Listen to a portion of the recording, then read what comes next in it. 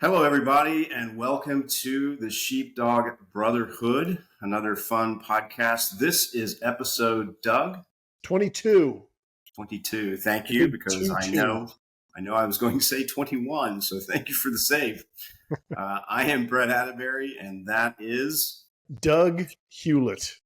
You can't spell it, and here in Texas, everyone just calls me Doug. Doug. So, there we are. So, man, I have just had one heck of a, let's call it 10 days, Doug. I did the insane thing that probably many of our brothers have done before. I moved to a new location, and I only moved 30 miles or something like that, but it doesn't matter. It's just awful. And in the summer. So it's been kind of hot here in Dallas, so that was not fun. But I think, Doug, I'm probably about 90% through all the unpacking that has to happen. So I'm getting close. But man, it is not fun. Not fun at all. So yeah, we moved to, when we built this house, right? We moved most of our stuff into the barn. We moved some of the stuff into storage. We moved actually most of it into our apartment that we were living in. And we vowed we were either burning all the stuff, we're including it with the sale of this house. Most likely we're just going to get buried here, and our stuff can whatever the hell. We don't care at this point. We're done. Moving stinks. Moving stinks. I'll tell you, well, it's not the only positive thing, but one of the positive things I discovered. Have you heard of Facebook Marketplace? As a matter of fact, I have. Yeah. So it's kind of new to me because I'm old, and we're about 5 years behind the trend. And I was able to sell quite a few things on that thing. It was pretty cool. What do you have left? I mean, seriously, like I'm looking at the drab, backdrop here of just a white wall. This is it. I'm done. Yeah. I own a white wall. I'm picturing that when you move, the next move will just be you with a stick with a red bandana. Well, that's it. Some sandals, my only pair of shorts I have left, a white T-shirt with holes in it. Yeah. Getting there. Hey, there was back in the Japan day, I lived in Japan for quite a while, way back when. And the monks from long ago, that's what they had. They had a cane, some kind of cloth that would hold a bowl and chopsticks. And so and of course they had their clothes, the robe kind of thing they wore, and sandals, and that was it. That's how they traveled. So as long as I got my bowl and a pair of chopsticks, I'm good to go. Here we go. Have chopsticks will travel. So I'm moving in that direction, but still not quite there yet. But that's my goal before I die, to be down to a bowl and chopsticks. So anyway, it's been a fun week. So anything you want to talk about before we jump into today's fun topic? Last week we weren't able to record last week because I was attending the retirement party for my best friend who had retired from 23 years, almost 24 years in military service. He was a fighter pilot. He was actually the head of Top Gun. He was the commanding officer in charge of Top Gun. Does he look like Tom Cruise? Nope, he doesn't. But it was an honor to be a part of his ceremony. I got to spray him with a bottle of champagne when he got out of the jet. Watching him fly. Like I said, I've been there for most of the big occasions in his career, when he got his wings after going to OCS, and just being able to be a part of it. I'd never seen him fly. And I got to watch him fly directly at the hangar, and then with pinpoint precision, pull directly up and fly straight up into the sky. It was a super cool experience to be there and be a part of it. So that was so cool. Yeah. I got to go to Top Gun, like the building where all the offices are. there is not a single sign anywhere that says Top Gun. Yeah, of course not. But I think the highlight for me was going into like the ready room where they have all of the previous, pilots who've been through Top Gun. And one, I was not astounded. I feel like we're living in a day and age where, the military sometimes kind of trips over itself to say like, oh, the first woman to do a this or a that. But like there were Top Gun pilots, if I'm not mistaken, that were women back in like the 70s and 60s. Like it wasn't crazy to see. I saw women's pictures with call signs way back when. So, like there have been women pilots for a very long time. But I feel like today's society would make you think that there's never been a woman pilot. Like it just happened for the first time last week. Not the case. But some of the call signs were absolutely hysterical because you don't know what the story was that led to that call sign. There was one name, his call sign was Space Camp, which I'm very curious, like why his call sign would have been Space Camp. Most of them are acronyms that stood for, someone doing something very stupid. It was just fun. That is so cool. What a great opportunity to see that place and to see your dear friend do that. Yeah. So what does he do now? Retired? That's really it. He just goes off and he's a normal civilian. Well, he's a civilian now, but okay. He's going to be flying for an airline. Okay, but in terms of the military stuff, that's it. He's done. He's done. He's tired. Yeah. Wow. Well, that's awesome. But yeah. It's cool to know that I've got that guy in my cadre of friends. Somebody who he truly, unlike the movies, over the course of 24 years, I've spent a lot of time hanging out with him and his friends. And the demeanor of these Top Gun pilots is complete antithesis of what is depicted in the movies. The movies make them seem like most of them are egocentric, self-aggrandizing people who all think they're amazing. And the Top Gun pilots that I've met over his career have all been just wildly humble, brilliant people. Yeah. And my buddy Mike notwithstanding, I mean, he's one of the smartest people I have ever met.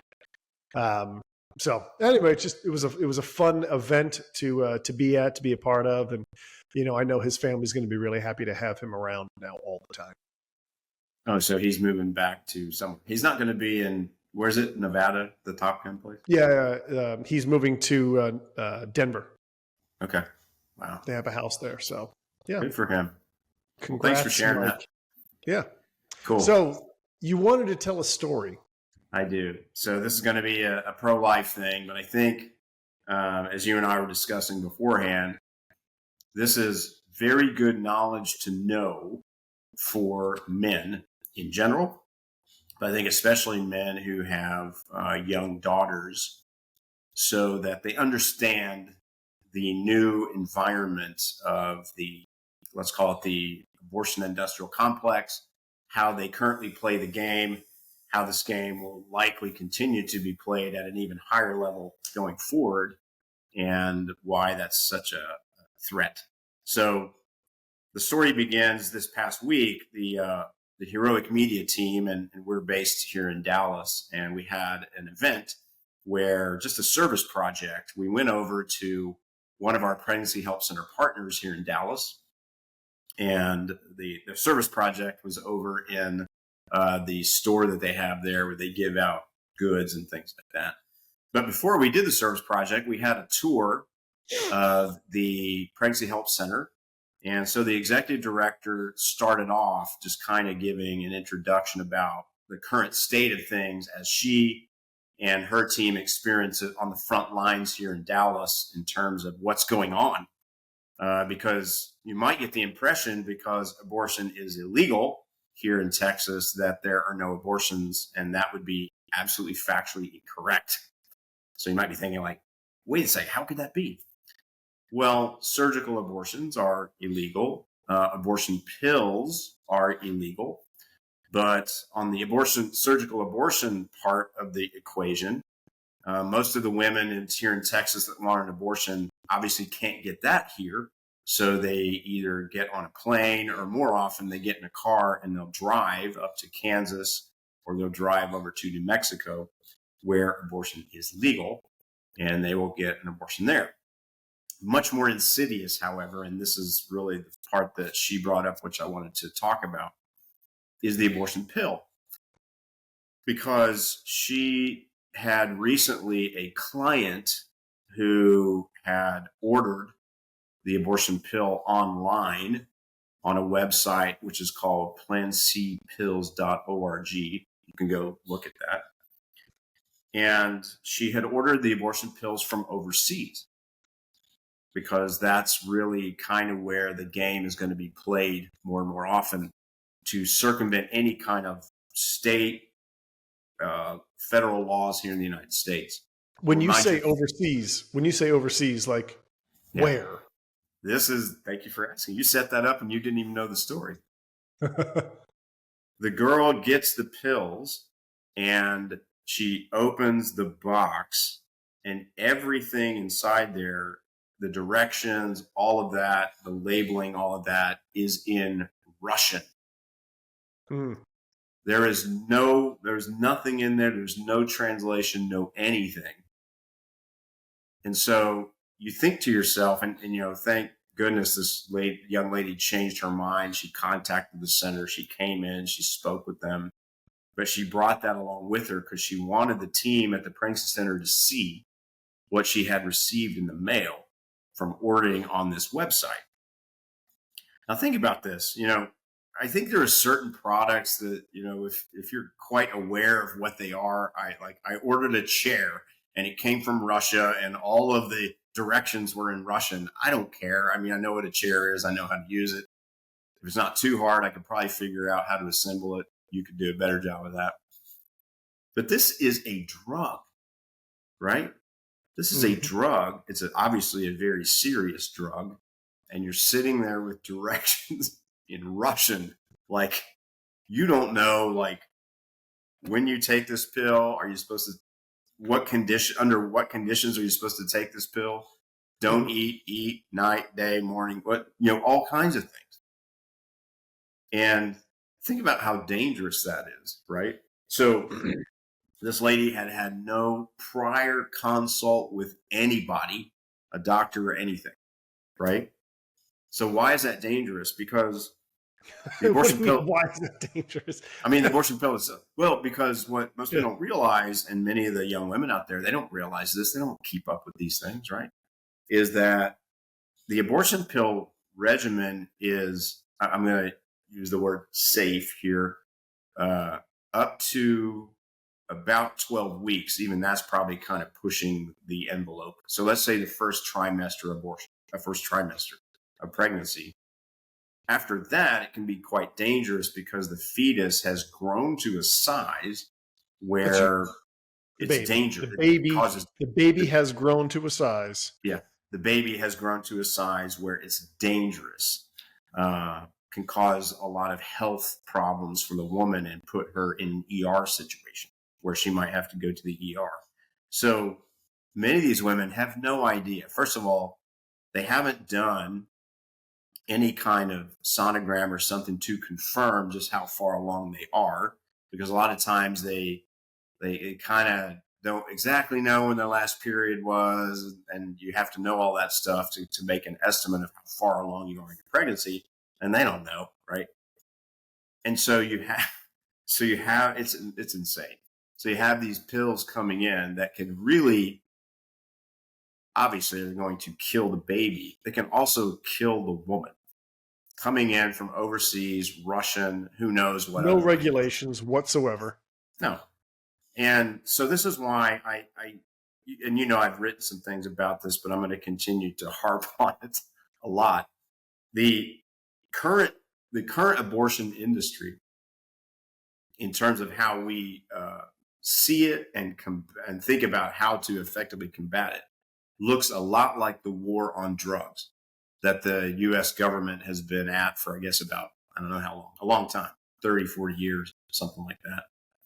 Because you can have any law you want outlawing some kind of chemical thing that does something to your body, whether it's affect an abortion, make you super high, whatever. Mm-hmm. But as long as there's demand for that and people willing to pay money, there are going to be suppliers somewhere in the world who are going to supply that drug because they can make money from it. It's that simple. And you might say, well, the U.S. government could work with Russia. Probably not going to work with Russia right now, but you name the country. They could work with that government and police it and shut it down. Okay, maybe. But just like the war on drugs, it's a game of whack-a-mole, right? You shut it down here, it pops up over there. You shut it down there, it pops up over here. It's this never-ending game of whack-a-mole, just like the war on drugs has been with certain illicit drugs. This is really where abortion is now. Already now, 70% or so of abortions in our country are done by the abortion pill, and that is forecasted to continue to increase over time. It could go all the way up to about 90% because a little over 90% of all abortions in our country happen during the first trimester. And you can use the abortion pill during the first trimester. So this is like, most people have no idea that this is what's going on. And clearly the word is getting out in the young people's community. So let's say anywhere from, kids probably like 12, unfortunately, up to like 30 are starting to learn about this, that it sounds really nice, right? I can do this myself. I just go online, I order it, it shows up on my mailbox, and either I'm pregnant and I need to have my own private abortion in my house with these pills, or what's starting to happen too is women are ordering these and stocking them in case they need them for future use. So this is really the world we're in right now. It's so completely different from what abortion used to be. And it's taking people in the pro-life community, it's a head-spinning change. It's taking people time to catch up with the reality that we're in right now. And I thought, man, her story of this drug showing up with directions in Russian, that just tells you kind of where we are and where we're going and what we're up against. Man. Yeah. I can't even process what, I mean, it's great to hear that I'm assuming, well, not assuming, she didn't throw it out. She took it and showed it to some people, but like, I think that needs to be an ad. That needs to be far more publicized. Like, hey, don't, like most people, I couldn't even imagine trying to translate Cyrillic into English to try and, figure out what it meant, what it said, what the directions were. So yeah, ultimately, she chose life. Yes. You would think the guys doing it or producing it and supplying it would at least take, it's pretty easy now, right? You just pop it into Google Translate.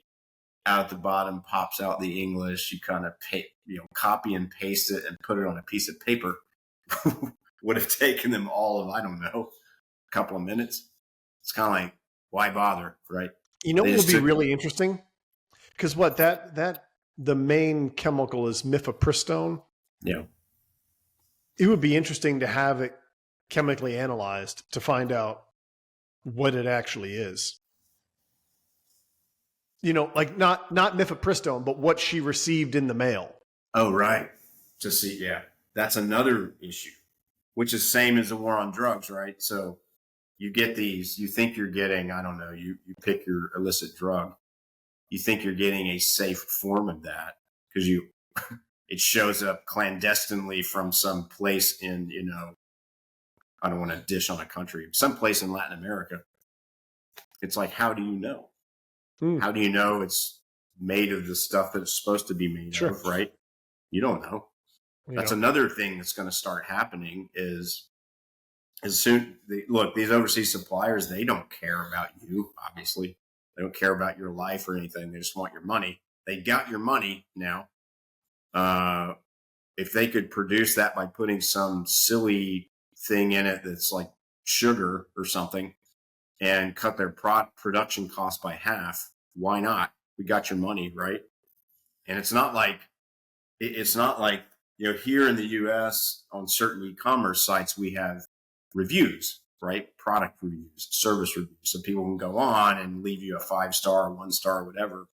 And that can 5 indicate. 5, killed my baby. Yeah. That can indicate to future people, like, is this a good place to do business with? Well, that's not going to exist on this site. I mean, it's like the black market on the internet. It's incredible. And I know there's, let's shut down the websites. And I understand there's all kinds of things you can do, and we should do those things.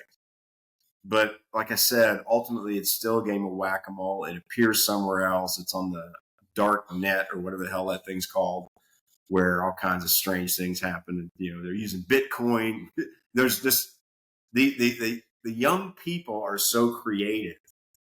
We can put in all these laws. We can restrict websites. We can shut down internet traffic from places in Russia or wherever. And I don't care. It's still going to find a way.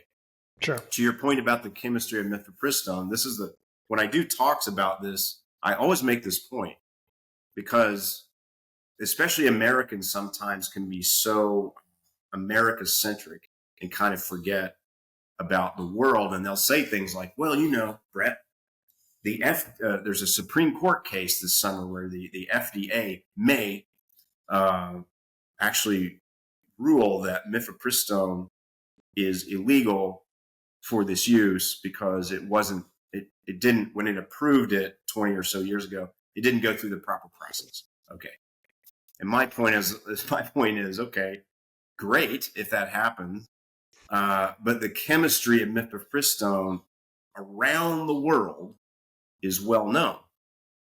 So just because you shut down supply by your domestic suppliers in this market doesn't mean you can shut down supply of international suppliers in overseas markets. Mm-hmm. And so really all you've done is you've massively increased the opportunity, of course, now for the overseas suppliers to make up for the domestic suppliers who can no longer supply it. The point being is you still can't stop it. The chemistry is known. The genie is out of the bottle, so to speak. The chemistry is known. So we will have this with us forever. And so, here's an unexpected outcome that is even more disheartening is the fact that what if a young woman who's fearful, she chooses she's going to take this route. She gets what she thinks is, the drug. And it turns out it's some, even more nefarious individual trying to capitalize on an opportunity, and they sell her whatever. Yeah. She takes it, and it doesn't work as intended by killing the baby, but creates a horrible outcome for the baby. Yeah. And now this woman, she's going to end up having a child that she, beyond ending its, attempting to end its life, created some sort of, horrible disfigurement or, some outcome that wasn't her intent. But now, she perceived a baby as a burden that she didn't want, but now has made that baby's life, unlivable with certain, I don't know. I think you understand what I'm trying to say. My brain isn't spitting it out of my mouth. Just like I'm sure that happens that some women are taking, very hard illicit drugs, become pregnant, continue to take hard illicit drugs, and it has an impact, obviously, on the baby in multiple kinds of ways. Yeah. Mm-hmm. Same thing could happen. I wouldn't be surprised, Doug, if it already has happened. It takes a while to collect enough of these stories before it kind of gets out there into the world. So that's why I wanted to talk about that today, because men, I mean, everybody needs to be aware of this, but men who have young daughters need to be aware that this is where currently the abortion world is. And I think it's just going to continue to move more in that direction. Yeah. Well, thank you for sharing that story. Ugh.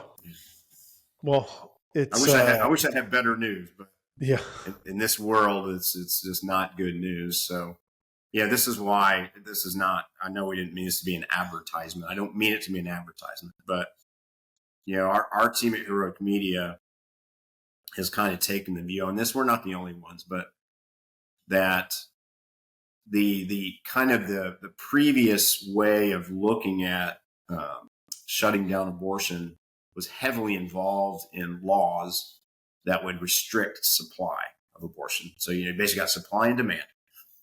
And now that, again, just like the war on drugs, laws restricting supply really are not a solution. They can slow things down in some cases, but they can't stop it for sure. That's clearly the case now that abortion has transformed from primarily a surgical procedure into this pill that someone can take.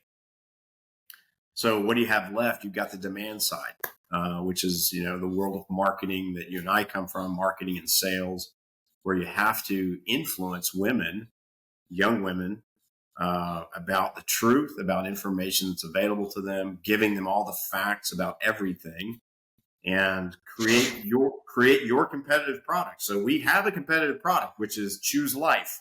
So how do you package that and market that in such a way that it becomes appealing and attractive to young women? And here's the key. How do you do all that before they ever face the issue? Because what happens is if they're not aware of this other product, this Choose Life product that has been packaged in an attractive way, if they're not aware of it, then when they face that issue, which is so shocking to them, it's a system shock, they're going to immediately just kind of default to the abortion, and in this case, the abortion pill, as their so-called only option, their only choice. You'll hear women say that all the time. It's my only choice. And so this is where I think the community of those who deeply care about women, who do not want women to make this choice, this is where we're moving to. We have to come together, coalitions with strategies that build up this very strong marketing program, marketing strategies that get that word out there to women, that have a very attractive product, get it out there to women in an appealing way so that women know this is available to them. I think if I want to say like pro-life 1.0 was the first 50 years, I think pro-life 2.0 is this direction. I mean, we need to be nimble. We need to be able to be responsive to messaging in a way that we see great examples of it from other companies that are able to turn on a dime and change their messaging and react to external market-driven forces. But we don't see that. We still have like little old grannies I was going to say little old grannies praying for better outcomes, but we also have little old grannies being sent off to prison, for doing exactly that. Yeah. So I think I'm reading a book right now. I like, military stories. I was reading a book by the author Brad Thor, and I took a screenshot, I took a photograph of a quote from the book, and I sent it to you, and I was like, hey man, I think this is a great line. I'm going to read it right now. It said, first of all, while you're looking that up, I'm glad you finally took the time to learn how to read. It's about time. My daughter's been teaching me. Praise God. So here's the line. None of the sheep ever wanted a sheepdog around until one of them spotted a wolf. And by then, it was often too late. Like it's just such a great line. What we're trying to do here is helping men realize that they have a duty and a job, a responsibility to be the protectors, not only like physical protection, but spiritual, emotional. We need men to step up and fulfill their responsibility and acknowledge that they need to put themselves on a course that will enable them to be the protector well before they're actually needed, right? It's like not knowing CPR and then suddenly finding yourself needing to know CPR. Like at that point, it's too late, right? Whoever it is you're trying to do CPR on, sorry, it's not going to work out. Knowing how to do the Heimlich maneuver, like simple things as examples. But the fact of the matter is, we need to help men educate themselves and realize that these dangers are all around them and that they need to be recognizing the fact that, they need to step up and start doing what they need to do well before they need to be able to do it. I wonder, Doug, I've been reading some articles lately that are, talking about they're dark in the sense that they're saying, it's not unusual. As a matter of fact, that's what human history is. Great empires built by, virtuous people rise, and then they kind of go down and they crash and they fall. And so given what's happened in the United States the past, let's say, decade or so, there's certainly a lot of people looking at the United States right now and saying, man, is this what's starting to happen? Right? Are we becoming so soft, so distracted, chasing all the wrong things across the board? Are we starting that decline? And I think there's certainly plenty of evidence points that certainly say, that may be true. But to your point, I'm starting to think, is there enough evidence now of the culture kind of falling apart that men no longer will be like, well, this Brett and Doug guy, there's whatever, there's crying wolf, everything's fine. No reason to step up and, be prepared and take responsibility for these things that are hard to do for me, for myself and my family. I'm starting to wonder, are we getting to the point where some men are going to wake up and go, maybe I do need to start taking this a little more seriously? Mm-hmm. What do you think? Well, I think, maybe that, I think you and I need to truly work on organizing what we were talking about for the fall was a get together of like-minded men or men who are even on the fence of like, something is resonating with them. Maybe they're not completely bought into where we're at, but maybe some of the writing being on the wall, as it were, is making them take pause and notice that maybe it is time to do something different. Because I think it would be great to get a group of these initial sheepdogs together and just have, men together camping, cooking, and just hanging out. Not as a boys' weekend to go out and get hammered, but men to sit around like our ancestors did, sit around the campfire, talk, and know that they're not alone. Yeah. So we need to get that in the website, Brett. We need to get done. Hint, hint. Yeah, I think that would be good. As long as you said, like you said, it's not just like a free for all, but it's like in your talks to the camp, we would like you to consider like discussing these more serious issues, where you are, like, what you think about it, what your needs are. You and I have been to men's retreats together where it's like when men get together, they they're more willing to be transparent. They're more willing to take the mask off. They're more willing to be vulnerable. And in my experience, at least, when men start being vulnerable with other men, that's where the healing begins. That's where the path to improvement begins. That's where men can kind of wake up, if you will, and see like what they were doing and this kind of treadmill they were on that was not at all in alignment with who they are as men. And it gives them an opportunity to be around people who have been through that journey and now are on the right path and can assist and help them as well. So let's plan it. Let's do it. The other thing too is it's sometimes we strike out on a path that we know is right. We know it's going to be hard, and you get going and you're doing well. And then you begin to fatigue and you get tired and you doubt whether or not you can keep going. And I feel like I'm alone and this is really hard. And all of my friends are going in that direction. I feel called to go do this direction. And sometimes you just need other like-minded individuals to help you recharge and refocus. And I don't know. I'm looking forward to it. You and I need to hop on a call this week and really nail down a couple of these things so that we can really bring the true value of the Sheepdog Brotherhood to others and help this mission really truly kick off. Now that we're 22 episodes deep. 22 sounds like the right number to really get going on. Refocus. Refocus. There you go.